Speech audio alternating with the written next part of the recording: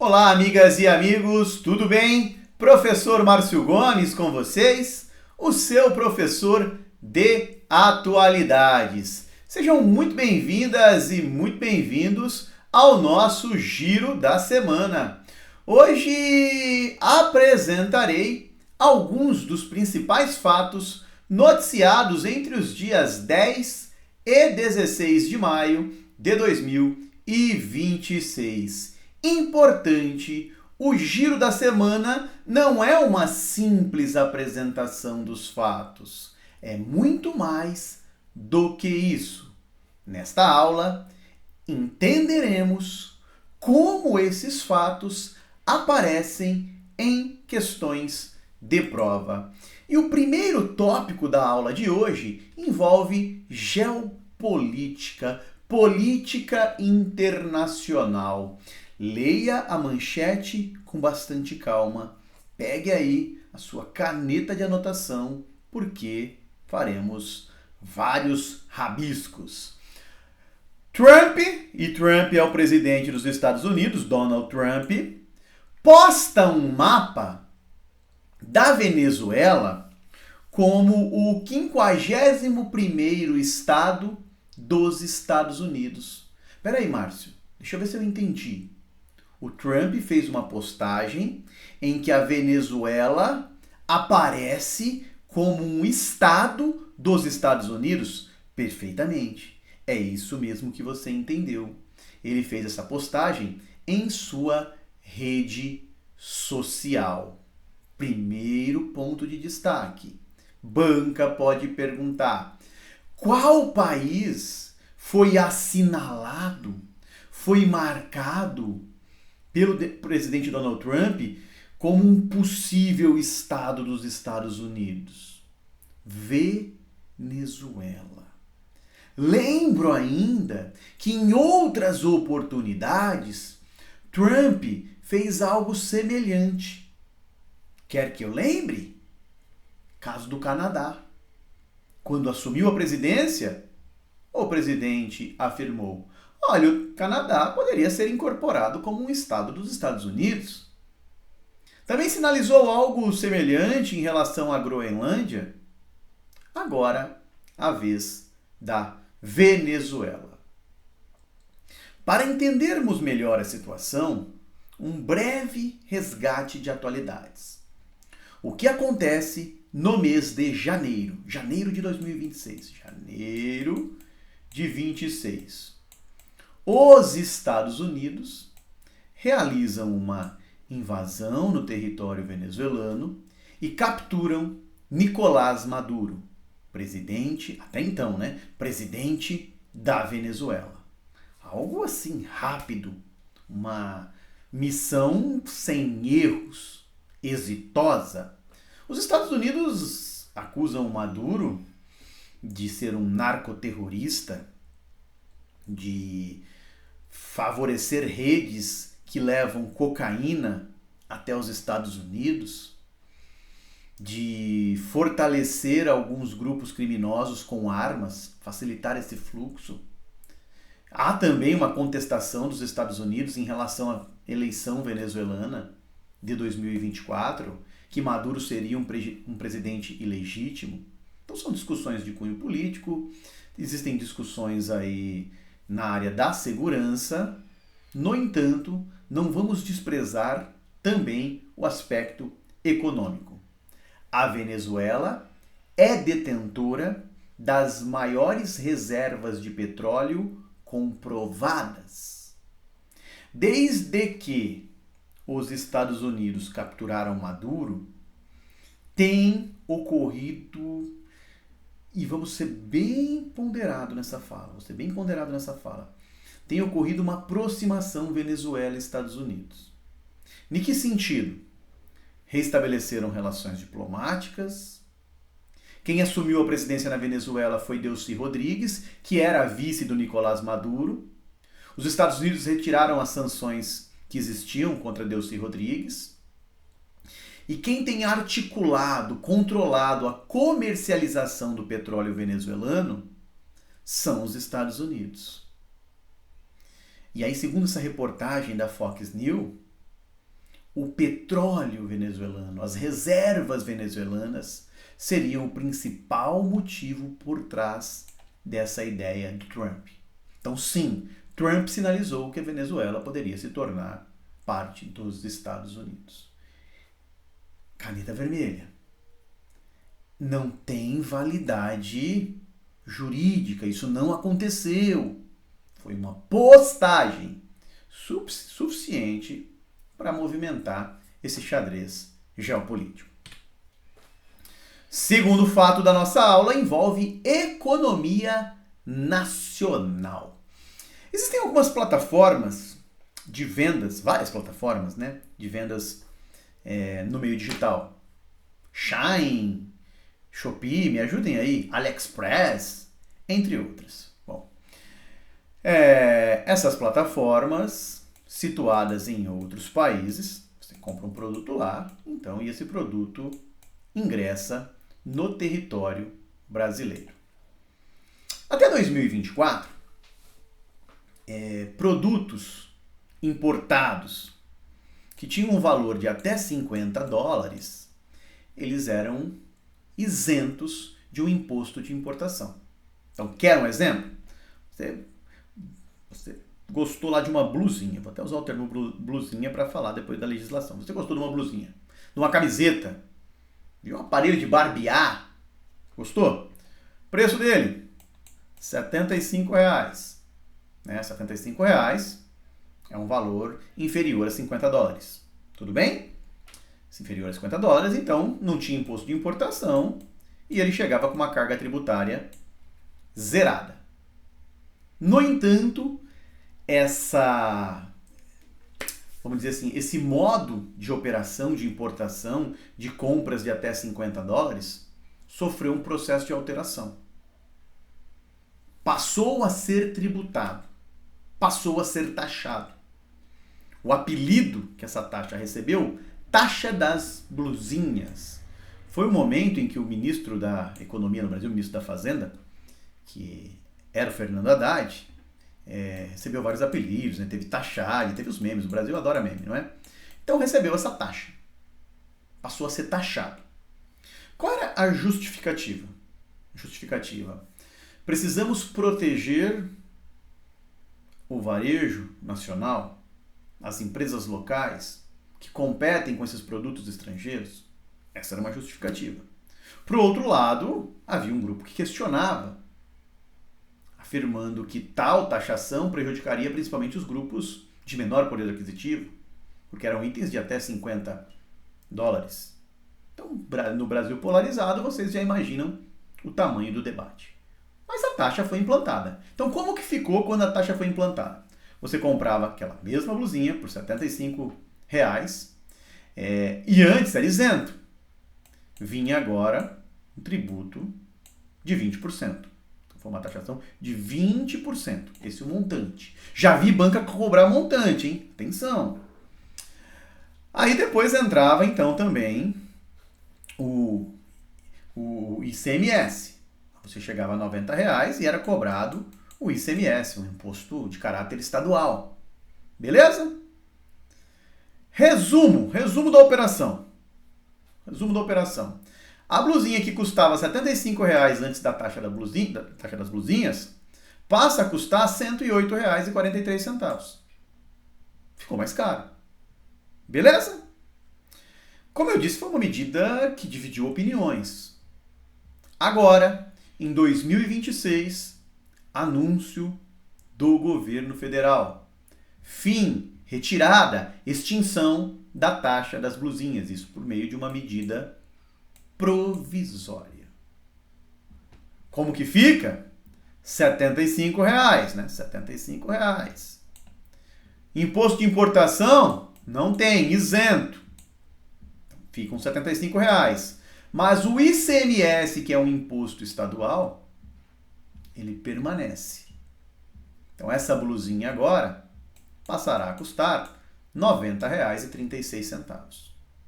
Então, vai ocorrer uma redução quando comparado com a situação imposto de importação.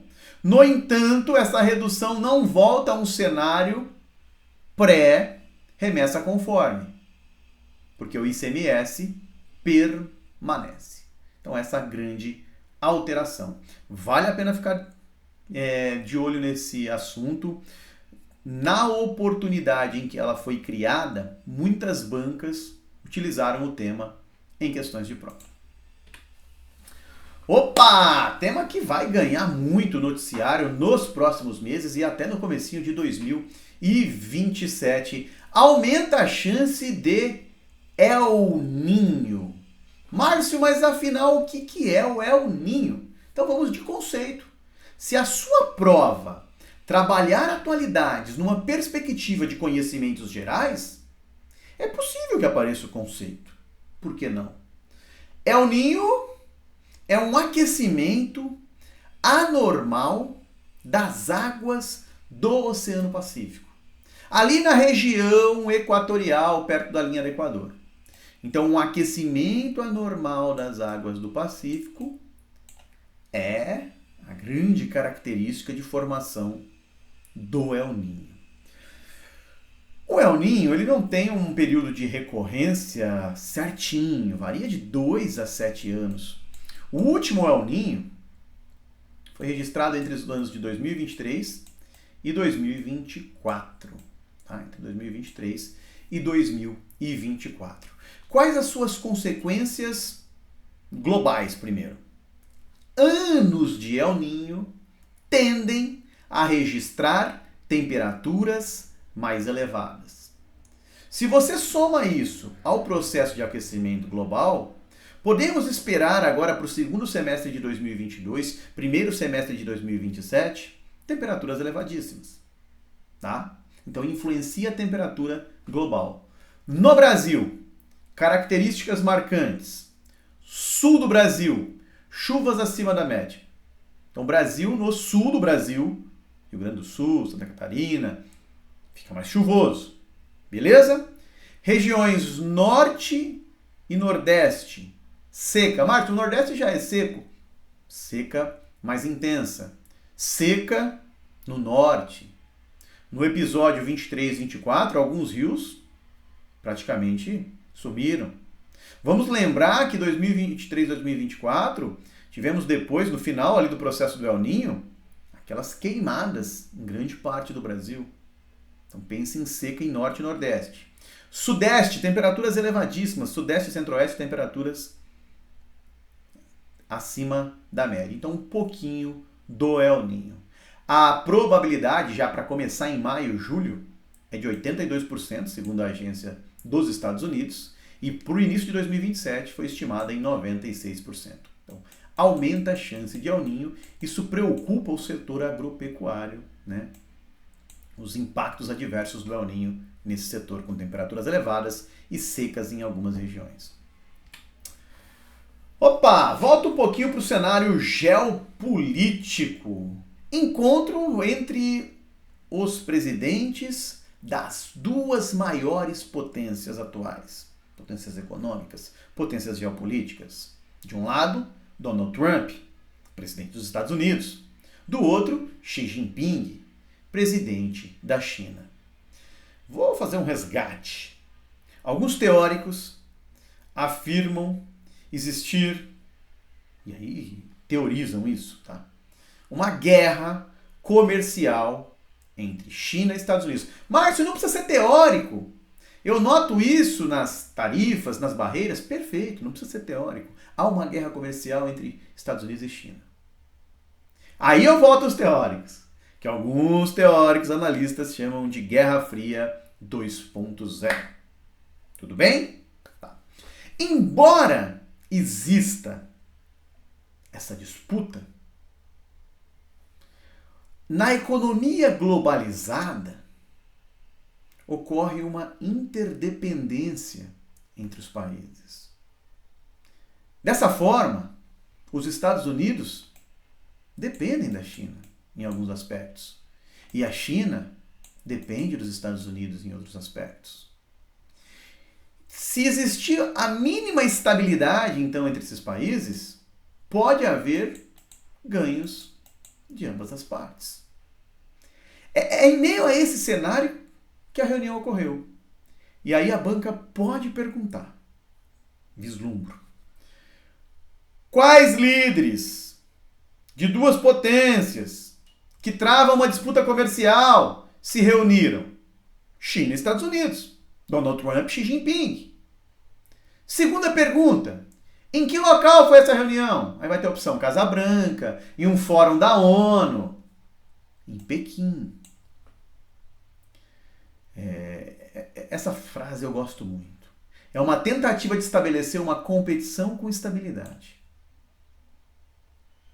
Ambos fizeram elogios à reunião. Ficou mais ou menos decidido que vão ampliar a cooperação. A China vai comprar uma cota aí grandiosa, bilionária de produtos agropecuários dos Estados Unidos. China falou que vai abrir a porta para empresas americanas envolvidas aí na abertura do país. Os dois países vão traçar uma agenda. A China vai concordar, vai comprar, não tenho o número aqui agora, mas 200 jatos da empresa Boeing dos Estados Unidos. 3 pontos sensíveis ficam. 3 pontos sensíveis ficam. São os 3 T's. Márcio, 3 T's? Marca aí, 3 T's. Primeiro ponto sensível, Taiwan. China deixou claro que não aceitará uma interferência externa em Taiwan. Taiwan é uma província que a China considera rebelde. Entende que integra o território chinês. Os Estados Unidos não reconhecem Taiwan enquanto país, mas mantém algumas relações. A China deixou claro, não vou aceitar interferência em Taiwan, isso pode prejudicar muito a nossa relação. Então, é o primeiro T. Segundo T, os Estados Unidos pressionaram a China para liberar terras raras. Terras raras são um conjunto de elementos químicos do qual o setor energético, o setor de defesa, o setor tecnológico depende. A China possui as maiores reservas de terras raras. Os Estados Unidos querem acessar essas terras raras. Então houve uma pressão dos Estados Unidos para desburocratizar o acesso a essas terras raras. E por fim, o terceiro T. Os Estados Unidos pediram uma colaboração da China em relação a Teherã. Teherã, capital do Irã. Quer que a China use sua influência para liberar o Estreito de Hormuz. Acontece que o alinhamento Irã-China é maior do que o alinhamento Estados Unidos e China. Então são 3 T's que, apesar do bom diálogo, revelam as divergências geopolíticas entre esses países. E o nosso quinto e último tópico da semana é sobre Cuba. Cuba, país localizado na América Central. O país diz o seguinte, olha, o diesel, o combustível, esses elementos acabaram. Márcio, acabaram? Vou contar um pouquinho da história. Cuba e Estados Unidos são rivais desde a Revolução Cubana. Os Estados Unidos, ao longo da história, aplicaram vários embargos econômicos a Cuba. Empresas, países não podem negociar com Cuba. Mas alguns aliados permaneciam, próximos a Havana, próximos a Cuba. Na área de combustível, quem fornecia esses insumos a Cuba era a Venezuela, beleza? Venezuela. O que aconteceu em janeiro mesmo de 2026, que já tratei na aula de hoje? Os Estados Unidos invadiram a Venezuela, capturaram Nicolás Maduro e passaram a controlar o destino do petróleo venezuelano. E Cuba ficou isolada nesse caso. Há um bloqueio. Os Estados Unidos bloquearam o acesso de Cuba aos combustíveis venezuelanos. A ideia é você gerar um estrangulamento econômico do país, econômico e político.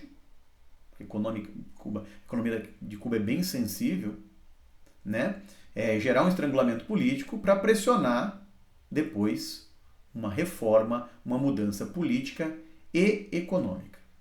Então esse é o grande interesse dos Estados Unidos. O país já enfrenta apagões, rodízio de atividades, e agora os Estados Unidos afirmaram que vão fornecer 100 milhões de dólares em assistência direta ao povo cubano.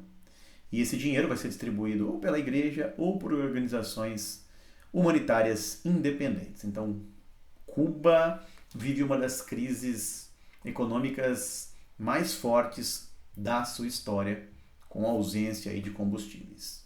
Beleza? Agradeço a companhia de vocês. Espero que tenham gostado da aula. Se puder e quiser, deixa o seu like aí, faça um comentário, dialogue com o Márcio, compartilhe esse vídeo com um amigo. Se quiser seguir o Márcio lá na rede social, estou no Instagram com dicas semanais de atualidades, geografia e conhecimentos gerais. Beleza? Muito obrigado e até a próxima aula.